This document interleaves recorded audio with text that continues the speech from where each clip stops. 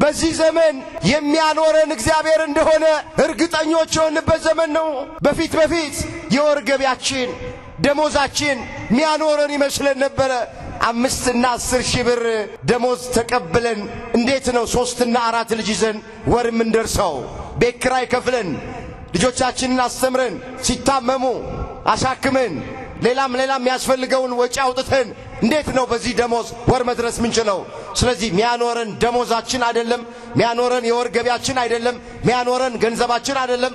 የሚያኖረን የድንግል ልጅ አማኑኤል ነው። ክብር ምስጋና ለስሙ ይሁን። እሱ ነው ሚያኖረን። ቤት የሌላችሁ ሰዎች ቤት የሚጨመር ነገር አያስፈልግም አይደለም፣ የሚጨመር ነገር። ስራ የሌላችሁ ሰዎች ካላችሁ ስራ የሚጨመር ነገር። ትዳር ያልያዛችሁ ትዳር የሌላችሁ በዚህ የምትጨነቁ ሰዎች ካላችሁ ትዳር የሚጨመር ነገር። እንጀራ የሌላችሁ ሰዎች እንጀራ የሚጨመር ነገር። ፍትህ የጎደለባችሁ ሰዎች ፍትህ መስጠት እግዚአብሔር ይችላል፣ እሱ የሚጨመር ነገር። ሂዱበት። እናንተ ስለሚጨመረው ነገር ብቻ አትጨነቁ። የሚጠቅመን ነገር ከሆነ የሚያስፈልገን ነገር ከሆነ እግዚአብሔር አይነሳንም፣ አይከለክለንም። ዳዊትም ብሎ ነው የዘመረው እግዚአብሔር እረኛዬ ነው የሚያሳጣኝ ነገር የለም ማለት።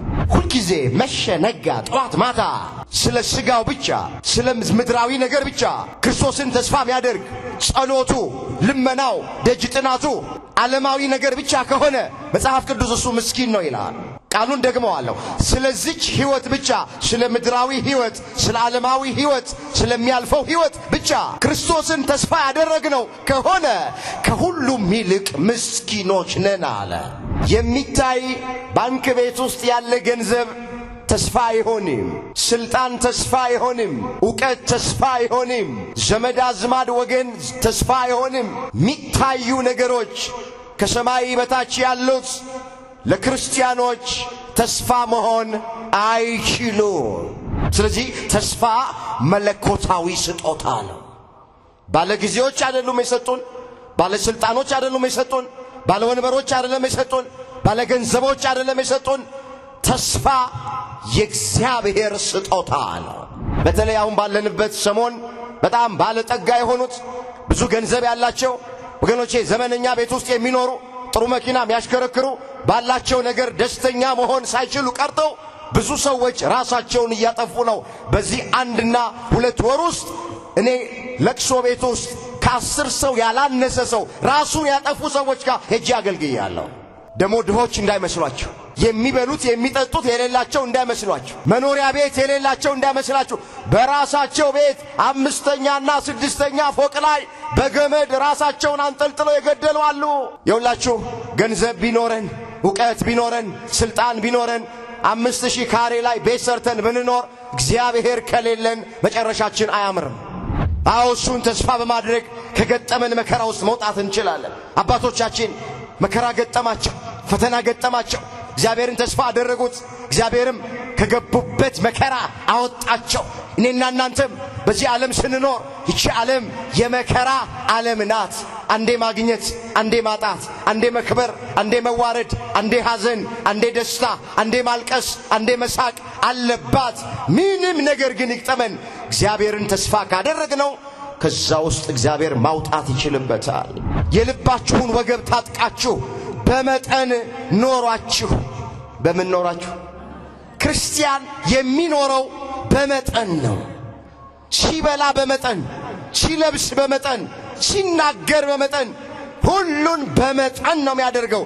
በመጠን እየኖራችሁ አለ ኢየሱስ ክርስቶስ ሲገለጥ የምታገኙትን ጸጋ ፈጽማችሁ ተስፋ አድርጎ። ብዙ ወንድሞች ብዙ እህቶች ተስፋ ቆርጠዋል። በትዳሩ ተስፋ የቆረጠ ይኖራል። በንግዱ ተስፋ የቆረጠ ይኖራል። በሕይወቱ ተስፋ የቆረጠ ይኖራል። በቤተሰቦቹ ተስፋ የቆረጠ ይኖራል። በብዙ ነገር ተስፋ ቆርጠናል። አይዟችሁ፣ አይናችንን ከሰው ላይ እናንሳ፣ አይናችንን እግዚአብሔር ላይ እናድርግ። እግዚአብሔርን ተስፋ እናድርግ። እሱን ተስፋ አድርገን ወገኖቼ የሚጎልብንና የምናጣው አንዳች ነገር የለም። ወደ ኋላ እንመለስ፣ ወደ ኋላ አንይ። ሃይማኖታችንን እናጽና፣ ምግባራችንን እናቅና፣ ማተባችንን አጥብቀን እንያዝ። ሁሉም ያልፋል፣ ሁሉም ይለወጣል። ነገ ሌላ ቀን ነው። ሄላቲዮ በስመ አብ ወወልድ ወመንፈስ ቅዱስ አሐዱ አምላክ አሜን። ለዛሬ እግዚአብሔር በሰጠን ጊዜና ሰዓት የምንማማርበት የትምህርታችን ርዕስ የሚሆነው እናመነታለን እንጂ ተስፋ አንቆርጥም የሚል ይሆናል። ይህንን በርዕስነት ያነሳነውን ኃይለ ቃል በመጽሐፍ ቅዱሳችን ላይ ተመዝግቦ የምናገኘው በሁለተኛ ቆሮንቶስ በምዕራፍ 4 ቁጥር 8 ላይ ነው። ሁላችን እንደምናውቅ ያለንበት ዘመን ዘመነ መንፈስ ቅዱስ እየተባለ ነው የሚጠራው። ጠዋት በስፋት እንደተማራችሁ ወንድሞቼ ነግረውኛል። ከኔም በፊት ያገለገሉት መምህራችን በተወሰነ መልክ ስለ መንፈስ ቅዱስ ሲያስተምሩን ቆይተዋል። ትምህርት እንዳይደጋገም በሌላ ርዕስ በሌላ ኃይለ ቃል ለሕይወታችን የሚረባንንና የሚጠቅመንን በዚህ ዘመን መስማት ማዳመጥ የሚገባንን ነገር እግዚአብሔር ሁላችንን ያስተምረናል። ለኔ ለባሪያው ተናጋሪ የሆነ አንደበትን ለናንተ ሰሚ ጆሮ አስተዋይ ልቡናን ቸሩ አምላካችን እግዚአብሔር ለሁላችንም በቸርነቱ ያድለን። እስኪ አንድ ጊዜ በርዕስነት ያነሳነውን ኃይለ ቃል በህብረት ለመናገር ሁላችንም ራሳችንን እናዘጋጅ። እናመነታለን እንጂ በሉ እስኪ ተስፋ አንቆርጥም። ስለ ቃሉ የቃሉ ባለቤት የሰራዊት ጌታ አምላካችን እግዚአብሔር ስሙ ለዘላለም የተመሰገነ ይሁን። በዚህ ርዕስ ውስጥ አራት ነገሮችን ባጭሩ እናያለን። በመጀመሪያ ተስፋ ማለት ምን ማለት ነው የሚለውን የቃሉን ትርጉም እናያለን። በሁለተኛ ደረጃ ተስፋን የሰጠን ማን እንደሆነ እንመለከታለን። ሶስተኛ እግዚአብሔርን ተስፋ በማድረግ የምናገኘው ነገር ምን እንደሆነ እናያለን። አራተኛና የመጨረሻ ክርስቲያኖች ተስፋ ማድረግ የሚገባን ነገር ምን እንደሆነ ተመልክተን ለዛሬ ትምህርታችንን እንቋጨዋለን። ቆሞ ለመናገር ቁጭ ብሎም ለማድመጥ ጥበብ ከእግዚአብሔር ሲሰጥ ብቻ ነውና ለኔ ለባሪያው ተናጋሪ የሆነ አንደበትን ለእናንተም ለሰሚዎቹ አስተዋይ የሆነ ልቡናን ቸሩ አምላካችን እግዚአብሔር ለሁላችንም በቸርነቱ ያደለን። እንዲህ ይላል፣ ከፍ ብዬ አነበዋለሁ። ሁለተኛ ቆሮንቶስ ምዕራፍ 4 ቁጥር 7 ጀምሬ እንድትከታተሉኝ በእግዚአብሔር ፍቅር ጠይቃቸዋለሁ። ነገር ግን የኃይሉ ታላቅነት ከእግዚአብሔር እንጂ ከእኛ እንዳይሆን ይህ መዝገብ በሸክላ ዕቃ ውስጥ አለ። በሁሉ እንገፋለን እንጂ አንጨነቅም፣ እናመነታለን እንጂ ተስፋም አንቆርጥም፣ እንሰደዳለን እንጂ አንጣልም፣ እንወድቃለን እንጂ አንጠፋም። የኢየሱስ ሕይወት ደግሞ በሥጋችን ይገለጽ ዘንድ ሁልጊዜ የኢየሱስን ሞት በሥጋችን ተሸክመን እንዞራለን።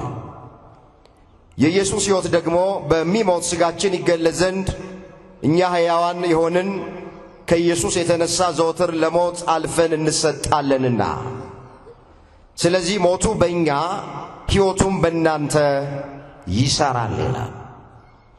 ስለ ቃሉ የቃሉ ባለቤት የሰራዊት ጌታ አምላካችን እግዚአብሔር ስሙ ለዘላለም የተመሰገነ ይሁን። እናመነታለን እንጂ ተስፋ አንቆርጥም። ርዕሳችን ይሄ። እስኪ አስቀድመን ጊዜያችንን መጠቀም እንችል ዘንድ ተስፋ ማለት ምን ማለት ነው የሚለውን የቃሉን ፍቺ አያለሁ። ወገኖቼ የመጽሐፍ ቅዱስ መዝገበ ቃላቱን ስንመለከት ተስፋን እንዲህ አድርጎ ይፈታዋል። ተስፋ ወደፊት መልካም ነገር ይሆናል ብሎ በትዕግስት መጠባበቅ ነው የሚል። ሌላም ተስፋን እንዲህ አድርጎ ይተረጉማል። ካለፈው ይልቅ የሚመጣው የተሻለ ነው ብሎ ማመን ይሄ ተስፋ ተብሎ ይጠራል ነው የሚል። ወገኖቼ ተስፋ የዛሬ አይደል፣ ተስፋ የነገ ነው። ተስፋ በዓይናችን የምናየው አይደል፣ ተስፋ ያላየነው ነገር ነው። ተስፋ በእጃችን የገባ ነገር አይደለም። ተስፋ ወደፊት የምናገኘው ነገር ነው። ለዚህ ነው ስንተረጉመው ወደፊት መልካም ይሆናል ብሎ በትዕግስት መጠባበቅ ተስፋ ይባላል። ለምን? ሰው የሚያየውን ተስፋ ማድረግ የለበት። በደንብ እንድትሰሙ እንፈልጋለን። ሰው እጁ ላይ ያለውን ምንም ነገር ተስፋ ማድረግ አይችልም። እንዲህ ተብሎ እንደተጻፈ በዚህ በሮሜ መልእክቱ ቅዱስ ጳውሎስ ምዕራፍ 8 ቁጥር 24 ላይ እንዲህ ተብሎ ተመዝግቧል። በተስፋ ድነናል አለ። በተስፋ ምን ብለናል? የዳነው በተስፋ ነው። የምንድነውም በተስፋ ነው። በተስፋ ድነናልና። ነገር ግን ተስፋ የሚደረግበቱ ነገር ቢታይ ተስፋ አይደለም። የሚያየውንማ ማን ተስፋ ያደርገዋል? የማናየውን ግን ተስፋ ብናደርግ በትዕግስት እንጠባበቃለን አለ። አስተውሉት ቃሉን። የሚያየውን ማን ተስፋ ያደርገዋል? የሚታይ ባንክ ቤት ውስጥ ያለ ገንዘብ ተስፋ አይሆንም። ስልጣን ተስፋ አይሆንም። ዕውቀት ተስፋ አይሆንም። ዘመድ አዝማድ ወገን ተስፋ አይሆንም። ሚታዩ ነገሮች ከሰማይ በታች ያሉት ለክርስቲያኖች ተስፋ መሆን አይችሉም። ማናየውን ግን ተስፋ እናደርጋለን። ያላገኘነውን ግን እንደምናገኝ ተስፋ እናደርጋለን። እጃችን ያልገባው ነገር ነገ እጃችን ሊገባ እንደሚችል ተስፋ እናደርጋለን። ስለዚህ ባጭሩ የተስፋ ትርጉም ከላይ እንዳየነው ነው። ወደ ሁለተኛው ሐሳብ እሄዳለሁ። ተስፋን የሰጠን ማን ነው የሚለውን እንመልከት። እስኪ ልጠይቃችሁ፣ ተስፋን ለሰው ልጆች የሰጠው ማን?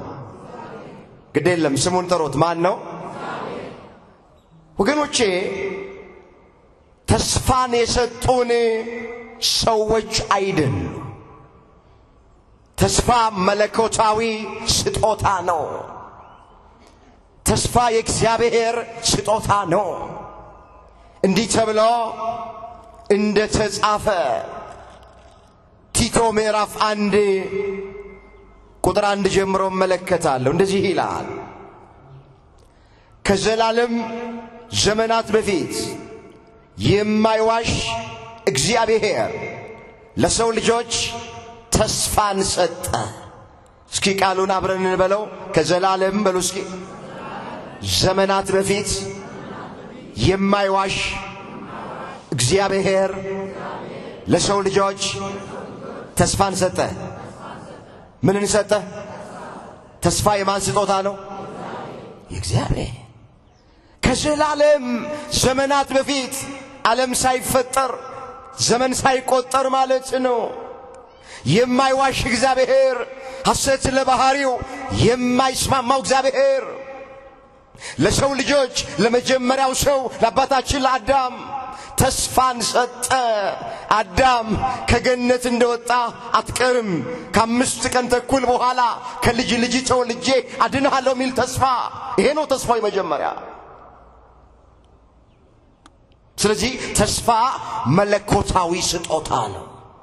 ባለጊዜዎች አይደሉም የሰጡን፣ ባለስልጣኖች አይደሉም የሰጡን፣ ባለወንበሮች አይደለም የሰጡን፣ ባለገንዘቦች አይደለም የሰጡን። ተስፋ የእግዚአብሔር ስጦታ ነው። ትልቅ ስጦታ፣ ከስጦታ ሁሉ በላይ የሆነ ስጦታ። ሰው ሳይንስ እንደሚናገር ምግብ ሳይበላ 2 እና 3 ሳምንት መኖር ይችላል። ሰው ውሃ ሳይጠጣ 2 እና 3 ቀን መቆየት ይችላል። አየር እንኳን ሳይተነፍስ ለሰከንዶች የሰው ልጅ መቆየት ይችላል። ሰው ያለ ተስፋ ግን መኖር አይችልም። ያለ ምን መኖር አይችልም። አንዳንዶች ራሳቸውን በገመድ እያንጠለጠሉ የሚገድሉት ሌላ ምንም እንዳይመስላችሁ በሕይወታቸው ተስፋ ሲቆርጡ ነው።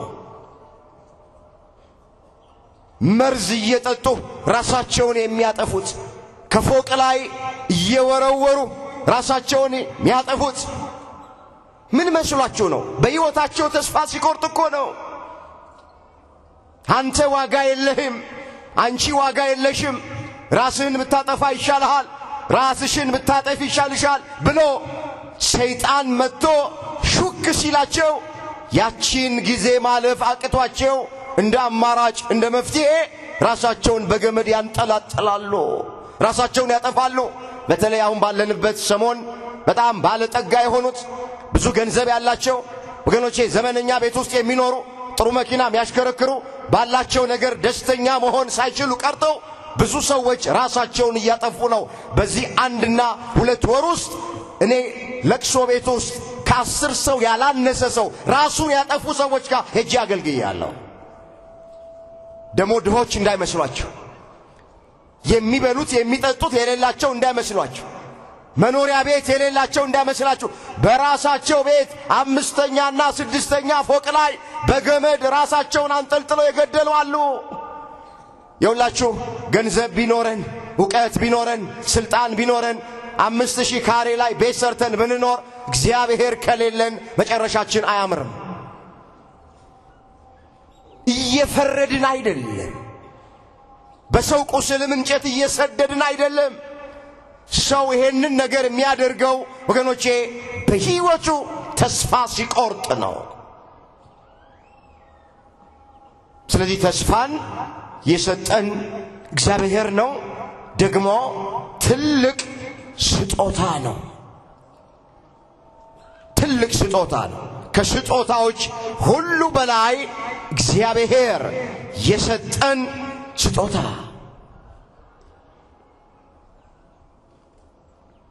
መጽሐፍ እንደዚህ ይላል በሌላም ቦታ ላይ በዚህ በዳዊት መዝሙር በመዝሙር 24 ቁጥር 3 ላይ እንዲህ ተብሎ ተመዝግበዋል።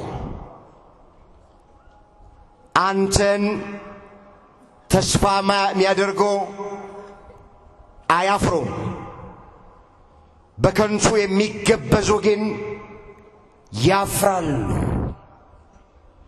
እባካችሁ በከንቱ እየተገበዝን አንፈር። ባለን ነገር እየታመንን፣ ባለን ነገር እየተመካን በከንቱ መገበዝ ማለት ይሄ እኮ ነው። አንፈር። በገንዘብ ባላቸው ነገር የሚታመኑ ሰዎች ገንዘባቸው ከገቡበት ቅራኔ ውስጥ ብዙዎቹን ሊያወጣቸው አልቻለም። ስልጣናቸው ከገቡበት ቅራኔ ውስጥ ሊያወጣቸው አልቻለም። በሥጋ አለኝ የሚሉት ነገር ከገቡበት ነገር ውስጥ ሊያወጣቸው አልቻለም። ስለዚህ ዳዊት ምን አለ? አንተን ተስፋ የሚያደርጉ ግን አያፍሩ። ምን አይሉ? ምን አይሉ? አያፍሩም። በከንቱ ቢገበዙ ሰዎች ናቸው የሚያፍሩት አለ። በከንቱ እየተገበዝን እንዳናፍር መድኃኔ ዓለም ሁላችንን በቸርነቱ ይጠብቀን። እሱን ተስፋ ያደረግን እንድንኖር እግዚአብሔር ይርዳን። ተስፋችን ማን? አቤት ዳዊት ሲዘምር ምን አለ? አሁንስ ተስፋዬ ማን ነው አለና ሲመልስ እግዚአብሔር አይደለምን አለ። መዝሙር 38 ቁጥር 7 ላይ የተመዘገበ እግዚአብሔር ቃል። እስኪ ቃሉን አብረን እንበለው። አሁንስ በሉ እስኪ ሁላችሁ። ተስፋዬ ማን ነው? እግዚአብሔር አይደለምን? የሁላችንም ተስፋ ማን ነው? እንግዲያውስ ዳዊት ተስፋ ላደርግ ቢል ሁለተኛው የእስራኤል ንጉሥ ነው። በስልጣኑ ተስፋ ማድረግ ይችል ነበረ። ነገር ግን ስልጣኑን ተስፋ አላደረገም ዳዊት።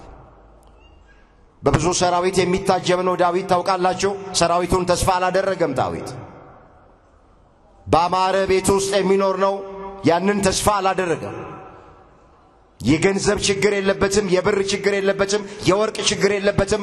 እነሱ ነገሮቹን ሁሉ ተስፋ አላደረገም። ምንድነው ያለው? አሁንስ ተስፋዬ ማን ነው አለና እግዚአብሔር አይደለምን አለ። ዳዊትን የሚያክል ስሙ መማፀኛ የሆነ የዳዊት ልጅ ማረን ብለን በስሙ ኢየሱስ ክርስቶስን እንማጸነዋለን። ስሙ መማፀኛ የሆነ ሰው ተስፋዬ ጉልበቴ ነው ካላለ፣ ተስፋዬ ስልጣኔ ነው ካላለ፣ ተስፋዬ ብርና ወርቄ ነው ካላለ፣ ተስፋዬ እግዚአብሔር ነው ካለ፣ ምስኪኖቹ እኔና እናንተማ ከእግዚአብሔር በቀር ምን ተስፋ አለን? እሱ ነው ተስፋችን። እግዚአብሔር ነው ተስፋችን። ሌላ ምንም ተስፋ የለንም። እስኪ ወደ ሶስተኛው ሐሳብ እንሂድ። እግዚአብሔርን ተስፋ በማድረግ ምንድነው የምናገኘው?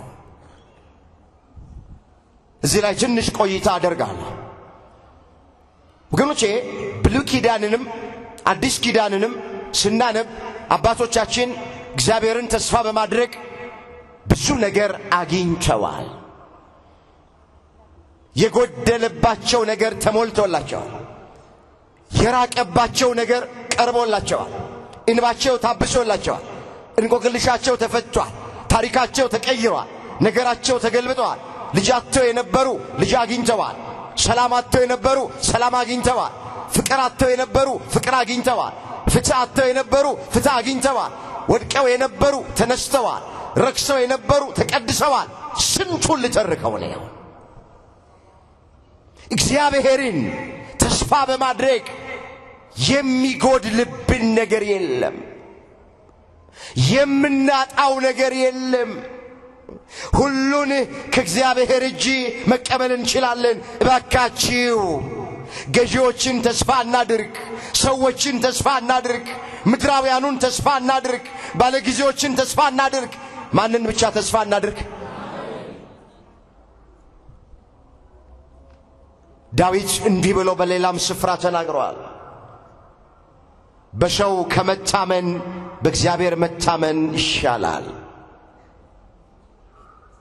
ገዢዎችን ተስፋ ከማድረግ እግዚአብሔርን ተስፋ ማድረግ ይሻላል አለ። መዝሙር 117 ቁጥር 8 ላይ የተመዘገበ ቃል። እስኪ አብረን እንበለው ቃሉን። በሰው ከመታመን ይልቅ በሉ እስኪ በእግዚአብሔር መታመን ይሻላል። በገዢዎች ተስፋ ከማድረግ በእግዚአብሔር ተስፋ ማድረግ ይሻላል። በማን ተስፋ ማድረግ ይሻላል እንዴ? በሰው ከመታመን በእግዚአብሔር መታመን። ሰው ቢያምኑት ይከዳል። ሰው ቢወዱት ይጠላል። ሰው ተስፋ ቢያደርጉት ያሳፍራል። ቢያምኑት ማይከዳ፣ ቢደገፉት ማይሰበር፣ ተስፋ ቢያደርጉት የማያሳፍር አምላካችን እግዚአብሔር ነው። አመስግኖት። ክብር ምስጋና ለስሙ ይሁን። ማን ነው እግዚአብሔርን አምኖ የጎደለበት? ማን ነው እግዚአብሔርን ተስፋ አድርጎ ያፈረ?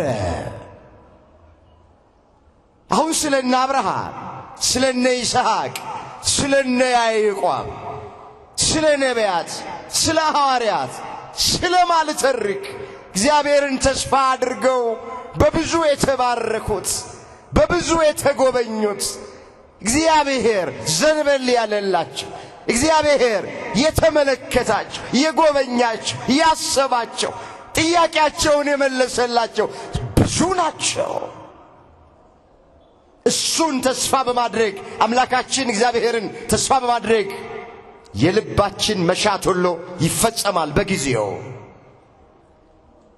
ያጣነውን ነገር ማግኘት እንችላለን። እንዲህም ተብሎ እንደተጻፈ በዚህ በዳዊት መዝሙር በመዝሙር 144 ቁጥር 5 ላይ እንዲህ ተብሎ ተጽፏል። ላነበው ፈልጋለሁ። የዳዊት መዝሙር 144 ቁጥር 15 ሲጀምር እንዲህ ብሎ ይጀምራል።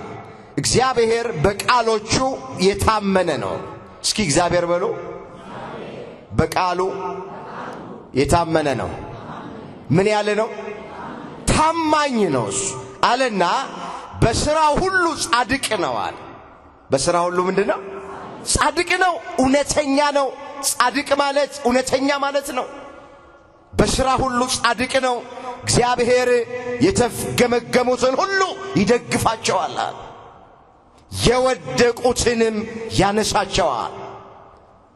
እግዚአብሔር እንደወደቀን ያስቀረን፣ የወደቁትንም ያነሳል አለና የሁሉም ዓይን አንተን ተስፋ ያደርጋል አለ።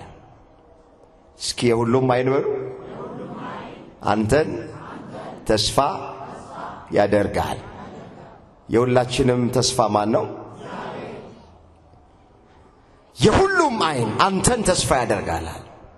የካህኑም የምእመኑም፣ የአገልጋዩም የተገልጋዩም፣ የድሃውም የሀብታሙም፣ የወንዱም የሴቱም፣ የትንሹም የትልቁም፣ በሩቅም በቅርብም ያለው ጠቀለለው የሁሉም ዓይን አንተን ተስፋ ያደርጋል። የሁላችን ተስፋ እግዚአብሔር። ከዛ ዘቅ ብሎ መፈልገውን ቃል አመጣ። አንተም ምግባቸውን በየጊዜው ትሰጣቸዋለህ። አያችሁ፣ እግዚአብሔርን ተስፋ በማድረግ የዕለት ጉርስ የዓመት ልብሳችንን ማግኘት እንችላለን። አንተም አለ ምግባቸውን በየጊዜው ምን ትላቸዋለህ? ወገኖቼ የሚያስፈልገንን ነገር በሙሉ እግዚአብሔር አዘጋጅቶታል። ባካችሁ አትጨነቁ። ምግባችንን አዘጋጅቶታል። ምግባችንን ይሰጠናል። ለሥጋም የሚያስፈልገንን ለነፍስም የሚያስፈልገንን። ምግብ ሲል ምግበ ሥጋ ብቻ አይደል። ምግብ የሚለው ምግበ ነፍስን ነው። አቡነ ዘበሰማያት የሚለውን ጸሎት ስንጸልይ እኮ የዕለት እንጀራችንን ስጠን ነው። ምንም የዕለት እንጀራችንን ስጠን ስንለው ደግሞ ሊቃውንተ ቤተ ክርስቲያን አባቶቻችን እንደሚናገሩት ይሄ ሚሻግ ዛሬ ተበልቶ ነገ ዳሪም የሆነውን የሚሻግተውን እንጀራ ብቻ አይደለም፣ የነፍስ ምግብ የሆነውን ቃለ እግዚአብሔርንም ስጠን ማለት ነው። ለምን ሰው በእንጀራ ብቻ አይኖርም፣ በእግዚአብሔር ቃል ጭምር ተብሎ ተጽፏል። አንተም አለ ተስፋ የሚያደርጉህን ምግባቸውን በየጊዜው ትሰጣቸዋለህ። አንተ እጅህን ትከፍታለህ፣ ሕይወት ላለ ሁሉ መልካሙን ነገር ታጠግባለህ አለ። ስለዚህ እሱን ተስፋ በማድረግ የዕለት ጉርስ የዓመት ልብስ ማግኘት እንችላለን። እግዚአብሔር አላሳጣንም፣ እግዚአብሔር አልነሳንም። ኑሮ እንደተወደደ ሁላችንም እናውቀዋል። እኔ አንዳንድ ጊዜ ይቀርመኛል። ዕቃ በቀን 2-3 ጊዜ ነው የሚጨምረው። ድሮ በወርም በሁለት ወርም አይጨምርም። ብርቅ ነበር። የሆነ ነገር ሲጨምር ካየን በጣም ብርቅ ይሆንብናል። ዛሬ ጠዋት የገዛነው ዕቃ ከሰዓት ሊጨምር ይችላል። ምንም ዋስትና የለም። እኔ ከምነግራችሁ በላይ እናንተ ጠንቅቃችሁ ታውቁታላችሁ። ግን ምንም ይሁን ግን ማንም ሰው ጦሙን አላደረም። በዚህ ዘመን የሚያኖረን እግዚአብሔር እንደሆነ እርግጠኞች የሆንበት ዘመን ነው። በፊት የወር ገቢያችን ደሞዛችን የሚያኖረን ይመስለን ነበረ። 5 እና 10 ሺህ ብር ደሞዝ ተቀብለን እንዴት ነው 3 እና 4 ልጅ ይዘን ወር ምንደርሰው? ቤት ኪራይ ከፍለን ልጆቻችንን አስተምረን ሲታመሙ አሳክመን ሌላም ያስፈልገውን ወጪ አውጥተን እንዴት ነው በዚህ ደሞዝ ወር መድረስ ምንችለው? ስለዚህ ሚያኖረን ደሞዛችን አይደለም፣ ሚያኖረን የወር ገቢያችን አይደለም፣ ሚያኖረን ገንዘባችን አይደለም። የሚያኖረን የድንግል ልጅ አማኑኤል ነው። ክብር ምስጋና ለስሙ ይሁን። እሱ ነው ሚያኖረን እንጂ እግዚአብሔር ከኛ ጋር ባይሆን፣ አማኑኤል ከኛ ጋር ባይኖር ማናችንም እዚህ መድረስ አንችልም ነበር። አንተም ምግባቸውን በየጊዜው ትሰጣቸዋለህ አለ። አንተም እጅህን ትከፍታለህ፣ ሕይወት ላለው ሁሉ የሚያስፈልገውን ነገር ታጠግበዋለህ አለ። እሱን ተስፋ እያደረግን እንድንኖር መድኃኔዓለም ሁላችንን ይርዳ። ስለዚህ እግዚአብሔርን ተስፋ በማድረግ ልባችን ያሰበው ሁሉ የሚጠቅመን ከሆነ እግዚአብሔር ያደርግልናል። ማንጠፋበት ከሆነ ማንጎዳበት ከሆነ ከመንፈሳዊ ሕይወት የማንወጣበት ከሆነ ከእግዚአብሔር የማንርቅበት ከቤተ ክርስቲያን ማንርቅበት ከሆነ የሚጠቅመንን ነገር ተስፋ ያደረግን ከሆነ እመኑኝ የጊዜ ጉዳይ ነው፣ እግዚአብሔር ይሰጠናል። አሁንም ከኃጢአት በስተቀር ተስፋ ያደረግነውን ነገር እግዚአብሔር ለሁላችንም ይስጠን። ተስፋን የሰጠ የታመነ ነዋ።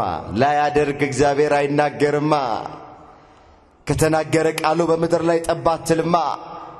ምንድነው የሚለው መጽሐፍ? ተስፋን የሰጠ የታመነ ነው ይላል። ዕብራውያን 10 ቁጥር 23 ላይ የተመዘገበ ቃል። እስኪ አብረን እንበለው። ተስፋን የሰጠ በሉ እስኪ።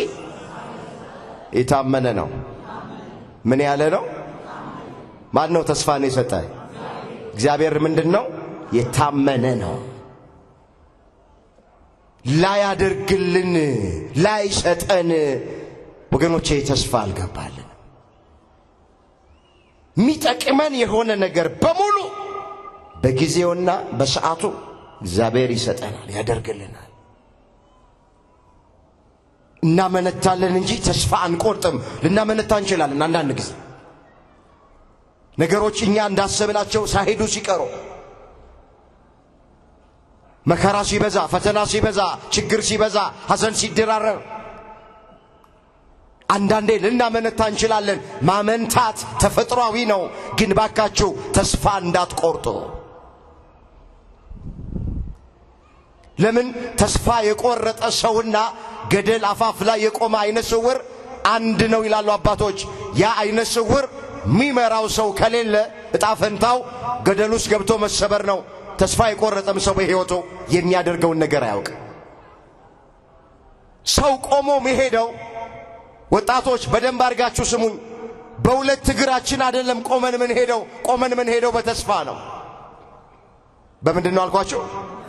በተስፋ ፊታችን ፈገግታ ያልተለየው ስለሞላልን አይደለም፣ ስለተሳካልን አይደለም ወገኖቼ።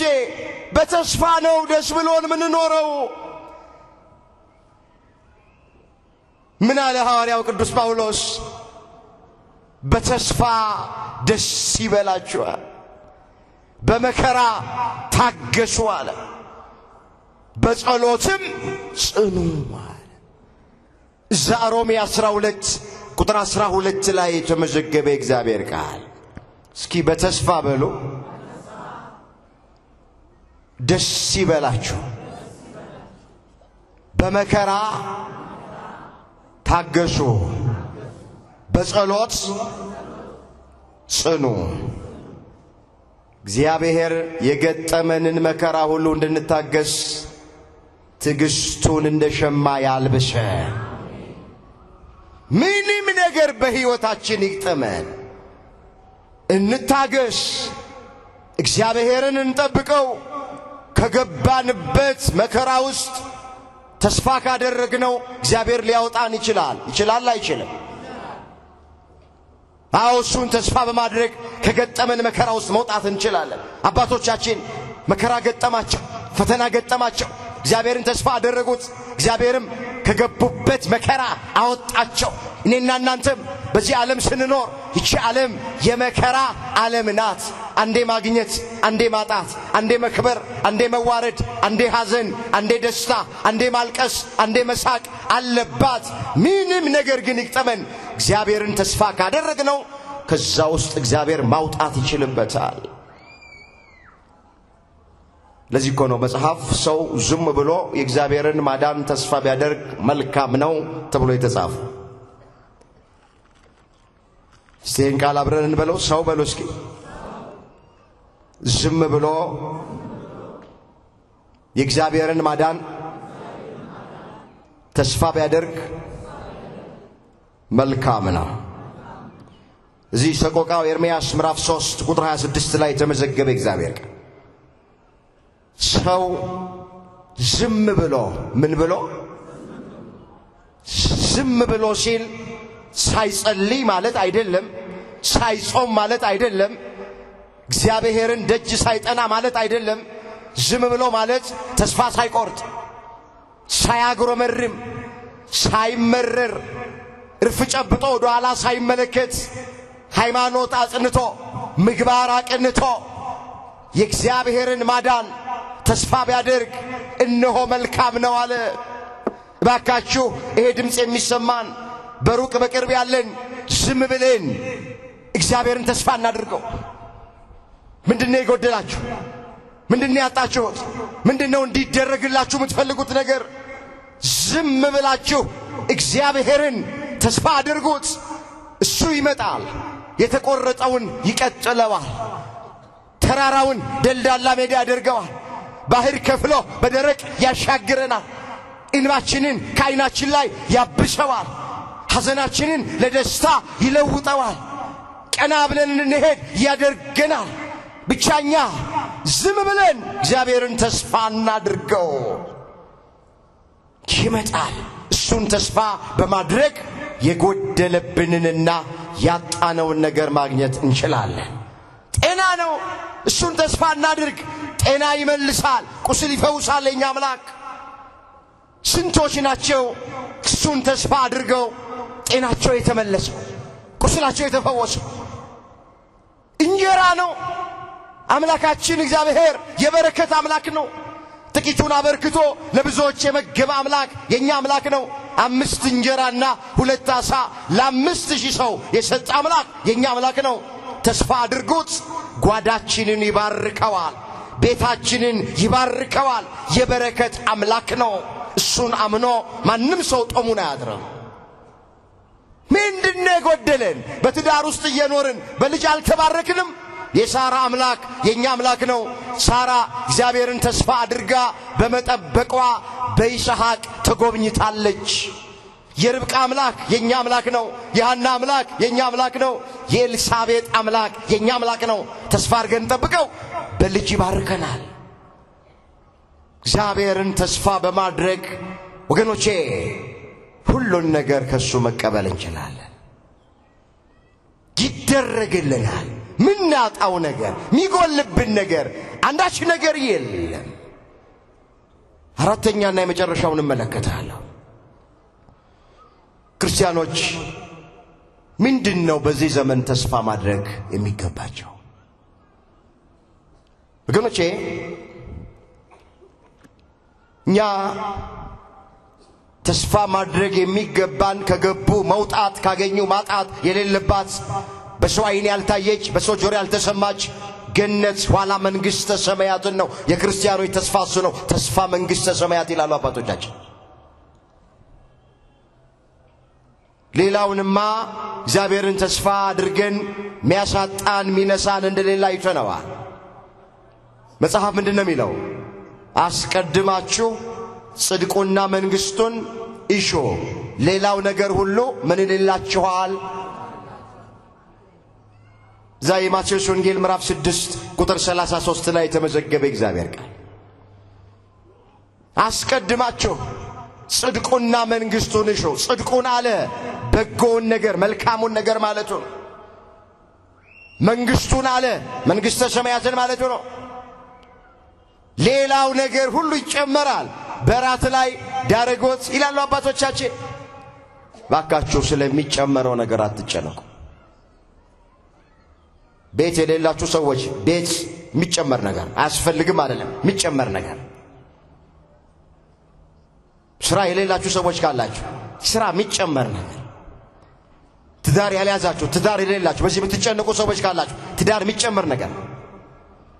እንጀራ የሌላችሁ ሰዎች እንጀራ የሚጨመር ነገር። ፍትህ የጎደለባችሁ ሰዎች ፍትህ መስጠት እግዚአብሔር ይችላል፣ እሱ የሚጨመር ነገር። ሂዱበት። እናንተ ስለሚጨመረው ነገር ብቻ አትጨነቁ። አስቀድማችሁ ጽድቁና መንግስቱን ይሹ። እኛ አስቀድመን ጽድቁን መንግስቱን ስንሻ ሌላው ነገር ሁሉ ይከተለናል። እኛ በዚህ ዓለም ላይ ስንኖር የሚያስፈልገንን ነገር እግዚአብሔር ይሰጠናል። የሚጠቅመን ነገር ከሆነ የሚያስፈልገን ነገር ከሆነ እግዚአብሔር አይነሳንም፣ አይከለክለንም። ዳዊትም ብሎ ነው የዘመረው፣ እግዚአብሔር እረኛዬ ነው የሚያሳጣኝ ነገር የለም አለ። መዝሙር 22 ቁጥር 1 ላይ የተመዘገበ እግዚአብሔር ቃል። እስኪ እግዚአብሔር በሉ። እረኛችን ነው፣ የሚያሳጣን ነገር የለም አለ። የለም። በእምነት ተናገሩ። እግዚአብሔር ልጆች ስትናገሩ እግዚአብሔር እረኛዬ ነው አለ። ምን ማለቱ ነው ዳዊት እግዚአብሔር እረኛዬ ነው ሲል? አሁን ብዙ ጊዜ እኛ እግዚአብሔር ጠባቂ ነው ብቻ ይመስለናል። ግን ያ ብቻ አይደለም። መጽሐፍ ቅዱስ የተጻፈው በዕብራውያን ባህልና ልማድ ነው። በዕብራውያን ባህል እረኛ የሚሄደው ከፊት ነው፣ ከበጎቹ ፊት። በጎቹ እረኛቸውን ነው የሚከተሉት። በእኛ በኢትዮጵያውያን ባህል በጎች ከፊት ናቸው፣ እረኛ ከኋላ ነው የሚነዳቸው። ስለዚህ ዳዊት እግዚአብሔር እረኛዬ ነው ሲል እረኛ ከፊት አይደለም። በዕብራውያን በእስራኤል እግዚአብሔር እረኛዬ ነው ሲል እግዚአብሔር መሪዬ ነው ማለቱ። እግዚአብሔር ምን ነው ማለቱ ነው? መሪያችን ማን ነው? ማን ቢመራን ይሻላል? ዳዊት አያችሁ፣ እግዚአብሔር እረኛዬ ነው አለ፣ መሪዬ ነው። እኔ ደግሞ ምን እለዋለሁ? እከተለዋለሁ። ከዛስ ምሕረትህና ቸርነትህ ደግሞ እኔን ይከተሉኛል አላ። በጣም የሚገርም ቃል ነው። እኔ አለ እግዚአብሔርን መሪ አድርጌ እከተለዋለሁ። እግዚአብሔር ለኔ መሪዬ ነው አለ፣ እሱን እከተለዋለሁ። የእግዚአብሔር ቸርነትና በረከት ደግሞ እኔን ምን ይሉኛል? እባካችሁ የሚከተሉንን አንከተል። አሁን የብዙ ሰው ችግር እኛን የሚከተሉ መከተል የሚገባቸውን ነገሮች እኛ እየተከተልናቸው። እኛ እግዚአብሔርን እንከተለው፣ በእምነት እንከተለው፣ በጾም እንከተለው፣ በጸሎት እንከተለው፣ በንስሐ እንከተለው። ያኔ እግዚአብሔር ቸርነትና በረከት እኛን ምን ይለናል? ምን ይለናል? ምንድነው በረከት የምትሉት እናንተ? እሱ እኛን የሚከተል ነው። ቁጥር 1 ላይ እግዚአብሔር እረኛዬ ነው የሚያሳጣኝ ነገር የለም ብሎ መጨረሻው ቁጥር ላይ መዝሙር 22 ቁጥር 7 ላይ ሲዘጋው ቸርነትና ምሕረትህ እኔን ይከተሉኛል ነው ያለው። ቸርነት፣ ምሕረት፣ በረከት ሁላችንን ይከተለ። እኛ ማንን ስንከተል? ስለዚህ እኛ አሁን ተስፋ የምናደርገው ወገኖቼ በዚህ ዘመን በተለይ የእግዚአብሔርን መንግስት ከገቡ መውጣት የሌለባት፣ ካገኙ ማጣት የሌለባት፣ በሰው ዓይን ያልታየችውን፣ በሰው ጆሮ ያልተሰማችውን መንግስተ ሰማያትን ተስፋ ማድረግ። እንደው ስለዚህ ሕይወት ብቻ እግዚአብሔርን እንዳንከተለው አደራ። እንደው ስለ ሽሮና ስለ በርበሬ ብቻ እግዚአብሔርን እባካችሁ እንዳንከተለው። ስለ ብርና ስለ ወርቅ ብቻ እግዚአብሔርን እንዳናምን። በዚህ ዓለም ላይ ስላለው ነገር ብቻ እሱን ተስፋ እባካችሁ እንዳናደርግ። ቅዱስ ጳውሎስ ምንድነው ያለው? አንደኛ ቆሮንቶስ ምዕራፍ 15 ቁጥር 19 ላይ ስለዚህ ሕይወት ብቻ ክርስቶስን ተስፋ ያደረግነው ከሆነ ከሁሉ ይልቅ ምስኪኖች ነን አለ። እስኪ አብረን እንበለው። ስለዚህ ሕይወት ብቻ በሉ እስኪ። ድምጻችሁ አነሰብኝ። ስለዚህ ሕይወት ብቻ ክርስቶስን ተስፋ ያደረግነው ከሆነ ከሁሉ ይልቅ ምስኪኖች ነን። ምኖች ነን? ሁልጊዜ መሸ ነጋ ጠዋት ማታ ስለ ስጋው ብቻ ስለ ምድራዊ ነገር ብቻ ክርስቶስን ተስፋ የሚያደርግ ጸሎቱ፣ ልመናው፣ ደጅ ጥናቱ ዓለማዊ ነገር ብቻ ከሆነ መጽሐፍ ቅዱስ እሱ ምስኪን ነው ይላል። ቃሉን ደግመዋለሁ። ስለዚህ ሕይወት ብቻ ስለ ምድራዊ ሕይወት፣ ስለ ዓለማዊ ሕይወት፣ ስለሚያልፈው ሕይወት ብቻ ክርስቶስን ተስፋ ያደረግነው ከሆነ ከሁሉም ይልቅ ምስኪኖች ነን አለ። ምስኪን የሚባለው ይሄ ነው። እኛ ክርስቲያኖች ተስፋ የምናደርገው ተስፋ መንግሥተ ሰማያት ነው። እንዲህ ተብሎ እንደተጻፈ እዚህ አንደኛ ጴጥሮስ ምዕራፍ 1 ቁጥር 13 ላይ እንዲህ የሚል ቃል አለ። ስለዚህ የልቡናችሁን ወገብ ታጥቃችሁ፣ የምናችሁን ወገብ? የልቡናችሁን ወገብ ታጥቃችሁ፣ በሃይማኖት ታጥቃችሁ፣ በጸሎት ታጥቃችሁ፣ በጽድቅ ታጥቃችሁ፣ የልባችሁን ወገብ ታጥቃችሁ በመጠን ኖሯችሁ። በምን ኖራችሁ? ክርስቲያን የሚኖረው በመጠን ነው። ሲበላ በመጠን፣ ሲለብስ በመጠን፣ ሲናገር በመጠን፣ ሁሉን በመጠን ነው የሚያደርገው። በመጠን እየኖራችሁ አለ። ኢየሱስ ክርስቶስ ሲገለጥ የምታገኙትን ጸጋ ፈጽማችሁ ተስፋ አድርጎ። ምን አድርጎ? ኢየሱስ ክርስቶስ ሲገለጥ ለእያንዳንዱ እንደ ሥራው ሊከፍለው ሲመጣ፣ ሲገለጥ ያለው እሱን ነው። ይገለጣል፣ ይመጣል። ቺን ዓለም ከመኖር ወደ አለመኖር፣ ከመታየት ወደ አለመታየት ያሳልፋታል። ያን ጊዜ ሲገለጥ መንግሥቱን ለመውረስ ተስፋ አድርጓል። ስለዚህ እውነተኛው የክርስቲያን ተስፋ፣ አንድ እውነተኛ የሆነ ክርስቲያን ተስፋ ማድረግ የሚገባው ምድራዊውን ዓለማዊውን የሚያልፈውና የሚጠፋውን ነገር ሳይሆን ዘላለማዊውን የማያልፈውን የማይጠፋውን ነገር ተስፋ ማድረግ አለብን። አምላካችን እግዚአብሔር መንግሥቱን ተስፋ እያደረግን እንድንኖር ሁላችንን በቸርነቱ ይርዳል። የተቆረጠብንን ተስፋ መድኃኔዓለም ይቀጥልልን። ብዙዎቻችን በቀቢጸ ተስፋ ላይ ነው ያለነው። ጥቂት ነገር ተናግሬ መልእክት ልጠቅልል። ብዙ ወንድሞች፣ ብዙ እህቶች ተስፋ ቆርጠዋል። በትዳሩ ተስፋ የቆረጠ ይኖራል። በንግዱ ተስፋ የቆረጠ ይኖራል። በሕይወቱ ተስፋ የቆረጠ ይኖራል። በቤተሰቦቹ ተስፋ የቆረጠ ይኖራል። በብዙ ነገር ተስፋ ቆርጠናል። አይዟችሁ፣ ዓይናችንን ከሰው ላይ እናንሳ፣ ዓይናችንን እግዚአብሔር ላይ እናድርግ። እግዚአብሔርን ተስፋ እናድርግ። እሱን ተስፋ አድርገን ወገኖቼ የሚጎልብንና የምናጣው አንዳች ነገር የለም። ወደ ኋላ እንመለስ፣ ወደ ኋላ ሃይማኖታችንን እናጽና፣ ምግባራችንን እናቅና፣ ማተባችንን አጥብቀን እንያዝ። ሁሉም ያልፋል፣ ሁሉም ይለወጣል። ነገ ሌላ ቀን ነው። ሊነጋ ስል ነው የሚጨልመው።